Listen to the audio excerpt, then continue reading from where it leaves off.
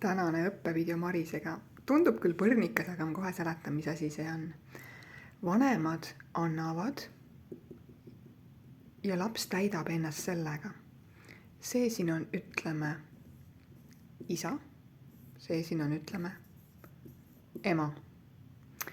Isa annab oma lapsele armastust, ütleb talle, et sa oled ilus, kena, tore, sa oled vägev, sa saad hakkama, ma armastan sind, sa oled, ma ei tea, kui tütrele ütleb, sa oled minu printsess, on ju näiteks. Nii, ja ema teeb seda sama. Vanemad annavad ja see täidab last. Näed, lapse sisse tekib nagu selline ring, ta on täidetud, sest kui vanemad ei annaks, oleks see täiesti tühi. Nii ema samamoodi. Vanemate kohustus on anda oma lapsele armastust, toetust, innustust, tuge, öelda lauseid, sa oled äge, sa oled tubli, sa saad hakkama, ma usun sinusse, ma toetan sind, sul on erilised anded, sa väga meeldid mulle, sa oled ilus.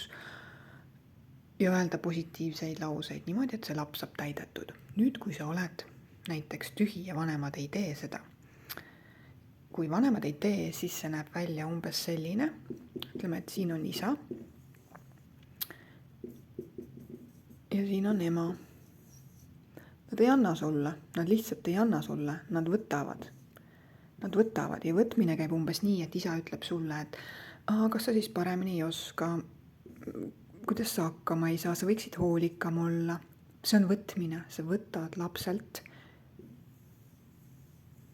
Laps tunneb, et ta on tühi, tunneb, et ta on väärtusetu, ta pole armastatud ja ja ta ei meeldi kellelegi. Ja ema samamoodi. Kui ema ei anna lapsele armastust hoolt, näeb see välja umbes selline ema. Energeetiliselt on see tajutav, sa tunne, et keegi võtab sinult kogu aeg, ta võtab ja võtab. Ema saab samamoodi öelda, et kuidas sa siis, kas siis paremini võiks teha, kuidas sa siis ei märganud, ole ikka hoolikam, nii ei tehta. Vaata, ma näitan sulle, kuidas asjad käivad ja see on võtmine. See energeetiliselt laps tunneb, et temalt võetakse. Ja nüüd on ta seest täiesti tühi, siin ei ole mitte midagi. Ja nüüd, kui ta kasvab täiskasvanuks, see tühi laps on ju, tal ei ole siin mitte midagi, see on täielik tühjuses. Nüüd ta hakkab väljast otsima seda armastust, suhetest, sõpradelt, ta läheb võib-olla varateismelise eas läheb näiteks liiga vara kodust välja. On ju, otsib seda suhetest, kaaslastelt, mida ta ei saanud. Aga point on selles, et sa ei saa seda väljast tegelikult mitte kunagi. See on vanemate kohustus. Vanemate kohustus on täita oma last. Nii, et vanem teab, ta lihtsalt teab, et ta on armastatud, ta lihtsalt teab, ta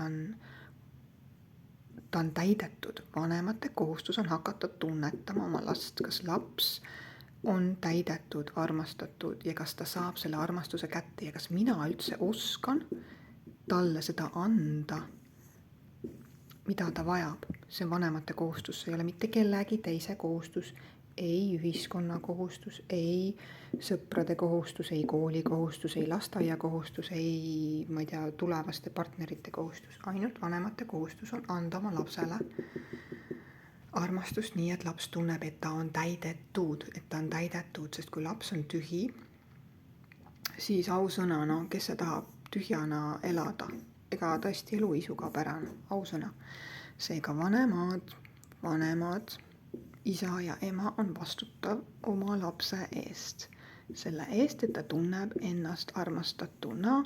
Ema annab oma osa, isa annab oma osa. 50-50 teeb kokku 100% ja ma olen täidetud. Ja kui sa lähed sellesse energiasse, et sa tunned, et sa oled täidetud, siis sa ei jookse kellegi taga, sa ei aja kedagi taga.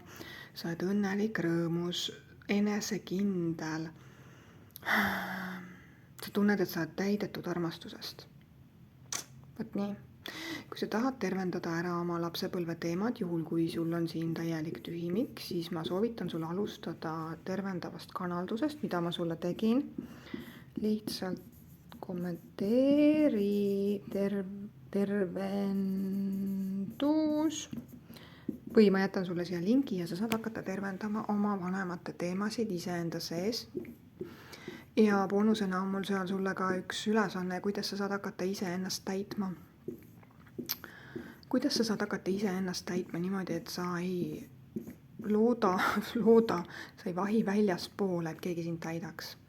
See ongi see, et sul on vaja luua uued neuroühendused siin ajus, sest et mõnikord on see, et ema isa ei saa anda seda, mida sa tahad ja nad ei saagi kunagi anda, et see ei tähenda seda, et sa peaksid olema nüüd õnnetu, vaid et sul on vaja võtta natukene teine vaatenurk, tervendada ära see tühimik siin nii emotsionaalselt kui spirituaalselt.